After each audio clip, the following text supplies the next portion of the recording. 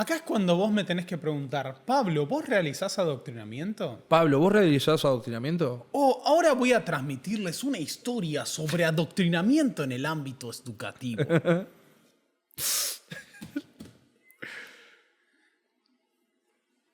Una sola vez me acusaron de De adoctrinar. adoctrinar, ok. Chan. Chande. No sé hasta qué punto es conveniente que esto sea público, pero vamos a contarlo. Total, no vamos a ni nombrar protagonistas Sí. ni instituciones. ¿Bien? Perfecto. Perfecto. Yo he tenido alumnos de todas las ideologías, de todas las edades, en todos los niveles. Ok. Solo una vez en mi vida tuve problemas con un alumno. Una sola vez. Un muchacho de 17 años. Edad complicada. Era complicada. Pero la cuestión es que este muchacho tenía un explícito posicionamiento ideológico de derecha, pero no de derecha. Yo he tenido, por las dudas, yo le he entregado el diploma a un alumno libertario, seguidor de Agustín Laje, que me pidió que le entregue el diploma en su entrega. Montonazo. Por las dudas. Yo quiero, no es que hago esto para vanagloriarme, sino que quiero poner eso para que se entienda la dimensión, sí. que claramente no es que sea un profesor zurdo adoctrinador Sí, que sí, lava sí. el marxismo cultural. Bien, Sí.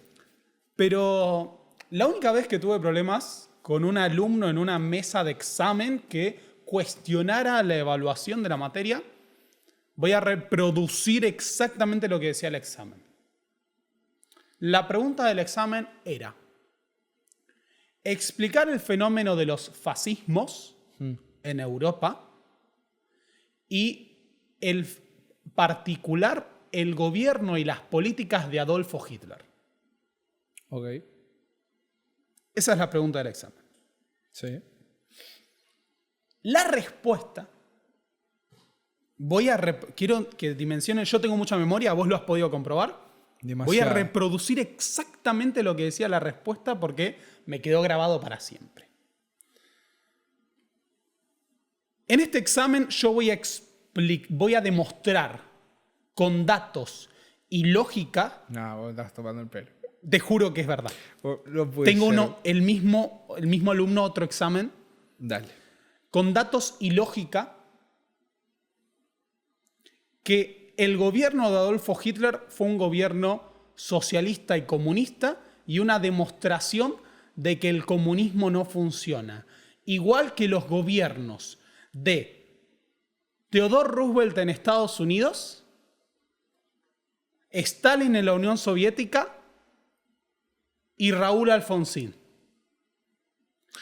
Yo les juro que lo que les estoy diciendo es de verdad. Ay, no. Este alumno cuestionó, primero que la pregunta, o sea, la pregunta era sobre el fascismo y el nazismo, Sí. y él iba a demostrar en esa pregunta, su respuesta, voy a demostrar con lógica y datos que el nazismo fue una muestra de que el socialismo y el comunismo no funcionan.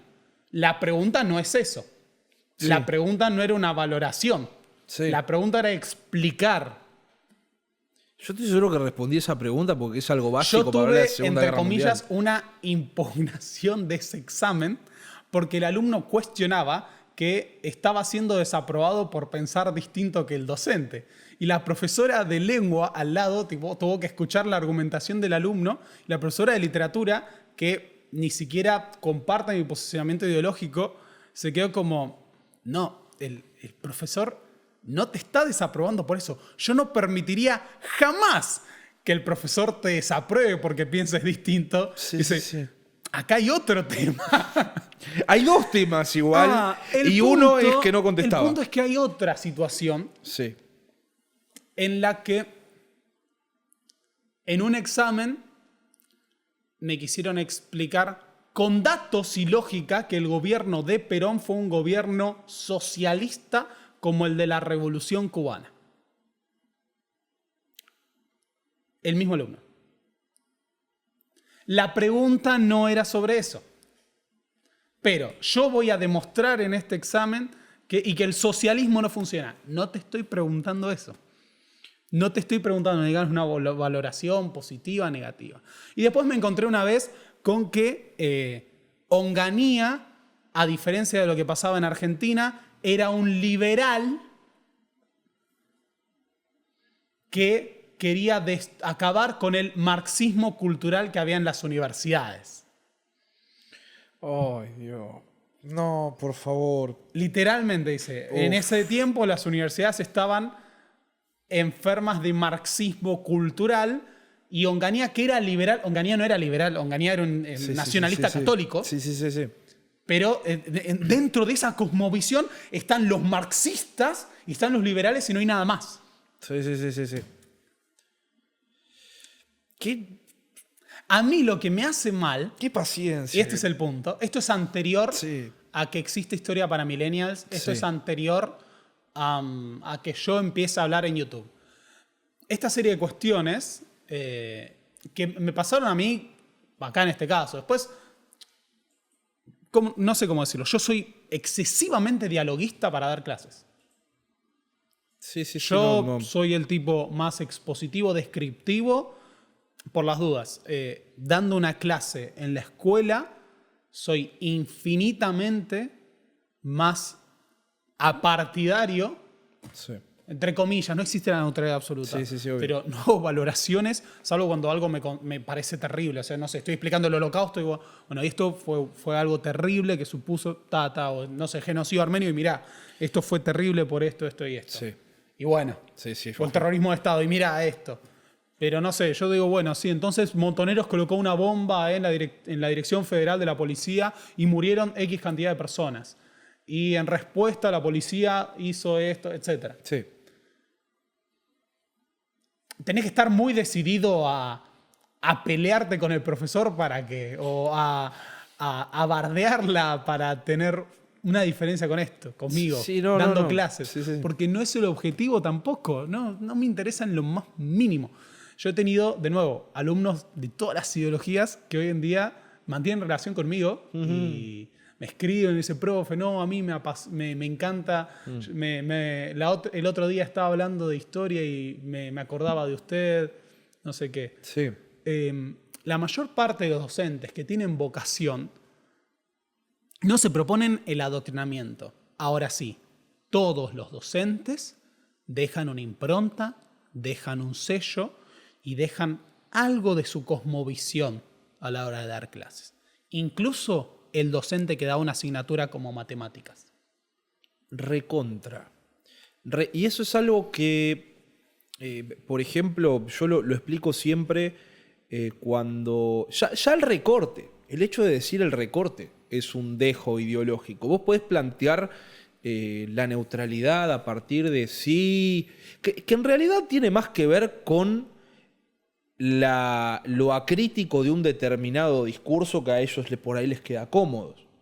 Que me parece lo más choto que hay, porque incluso teniendo diferencias con profesores, se dan ese tipo de cosas constructivas. Yo calculo que por eso te deben apreciar a vos tus alumnos, porque vos podés explicar las cosas de la forma que sea, pero también dejás que ellos tengan una participación crítica en ese tipo de discusión. Pero en este caso yo creo que este pibe realmente necesitaba que alguien lo escuche hablar. O sea, literalmente, y dijo, me la voy a agarrar con la persona en la que ve posiblemente todos los males, que serías vos en esa ocasión, y dijo, esto es lo más parecido a la paja esta mental que me hice por leer demasiadas gansadas en internet. De hecho, me pasó esta semana en un examen, que nos comimos un bochazo en general. El profesor, pobre, pensaba que era él el problema. Estaba como súper dispuesto a hágame las críticas que tenga que hacer. Nah, el problema era la cátedra, no era él.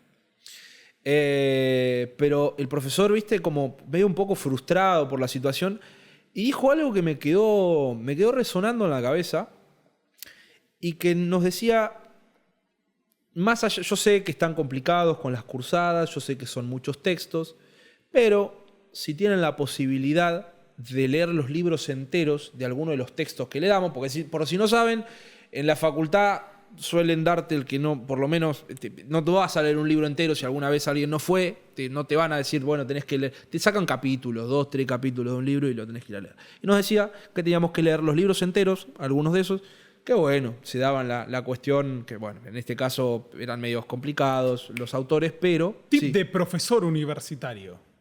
Sí. Siempre lean la introducción y las conclusiones. Ok. O sea, si el libro a vos te da una selección de capítulos, siempre además lee la introducción y las conclusiones. Ok. Suelen darme la introducción, no la conclusión. Siempre. Pero bueno. Perdón. Sí, no. Te daban esto y el profesor era como que, además nos decía, bueno, vayan a leer, si tienen la oportunidad, lean los libros enteros que nos estaban dando. En ese caso, no sé si daba para leer el libro entero a Marcuse y no daba para que ese tipo de alumno vaya a leer a Marcuse. Pero dijo algo después, incluso lean literatura. Cosas que no tienen nada que ver. Y que les va a ayudar a hacer algo. Que es a identificar narradores. Vos escuchás esto y decís, es una gansada. ¿Cómo no vas a identificar un narrador en un texto? Y volviendo pedaleando para mi casa, me di cuenta que gran parte de los problemas que tengo para explayar las cosas es que hay mucha gente que no comprende, no separa narradores. No saben cuando vos, por ejemplo, estás haciendo una narración enmarcada. No saben identificar cuando vos estás hablando o cuando vos estás hablando o estás exponiendo algo, cuando estás dando tu opinión o cuando, por ejemplo, estás citando a otro autor. Hay gente que no lo sabe identificar. Y creo que gran parte de estos problemas de creer que dentro de las universidades te quieren lavar la cabeza. A ver, yo siempre digo lo mismo. Adoctrinar, sí, en las universidades no se adoctrina de la forma que la gente cree que se adoctrinan, pero normalmente los sistemas educativos todos son adoctrinadores. Porque te enseñan como una determinada función, pero no en las universidades donde puedes elegir cátedras, tenés profesores distintos y esto es un quilombo. Entonces, más allá de esa impronta, hay gente que realmente no lo sabe separar. Y por eso les resulta malas palabras que estés hablando de un autor que ellos identifican como el malo maléfico del universo. Y es algo que lamentablemente cuesta lectura, cuesta tiempo y muchas veces un gran aporte de madurez de uno, de decir, bueno, me voy a sentar, voy a escuchar y voy a intentar dejar los prejuicios afuera cuando estoy hablando de este tipo de cosas. Y es algo que creo que nos pasa tanto a vos como a mí, que hacemos divulgación cada uno a nuestra manera en YouTube. De hecho, me pasa a mí cuando la gente dice que tengo que dejar de hacer este gestito, para hablar, entre comillas, citando a alguien. Me dice, le quitas la seriedad al video. Le digo, ¿sabés la cantidad de problemas que yo he tenido por no hacer esto? Porque la gente no sabe que estoy hablando figurativamente. Y puede parecer una estupidez, pero literalmente no me gusta parecer así. Parezco las pelis esas de Disney que no quiero parecer eso, pero realmente es necesario. A veces es necesario, a veces, obviamente, el que no ve la imagen, bueno, se le pasa, le chupa tres huevos lo que estoy diciendo. Pero es importante porque a la gente a veces no lo identifica. Y yo creo que es una falta de, además de disposición, de lectura. Indudablemente es una falta de lectura. Hay un principio que siempre suele exponer Roxana Kramer. Donde estés, Roxana, te mando un abrazo. Que es el principio, ¿cuál es? Hay uno que es el de valoración, que es la mejor versión de lo que estás interpretando. No lo sé. No me puedo acordar la expresión exacta. Pero, viste que decíamos que todo es recorte. Sí.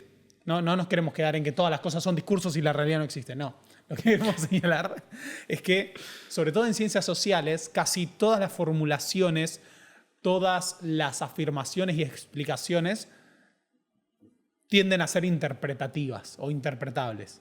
Y uno puede dar la mejor o la peor interpretación de lo que está escuchando. Y, bueno, en principio suele sostener mucho Roxana Kramer, que siempre para explicar y exponer es muy seria realmente. Sí, recontra. Yo Me da bronca. creo que es un modelo absoluto. Me da bronca en que ese digo, sentido. No digo Roxana, que es lo que se basta de ser tan profesional. Tan profesional, comprométase, mujer. No mentira. estamos corriendo sí, lo sí, más sí. mínimo. Por Sino favor. que, bueno, se toma el trabajo de hacerlo porque es laborioso Sí, hacerlo.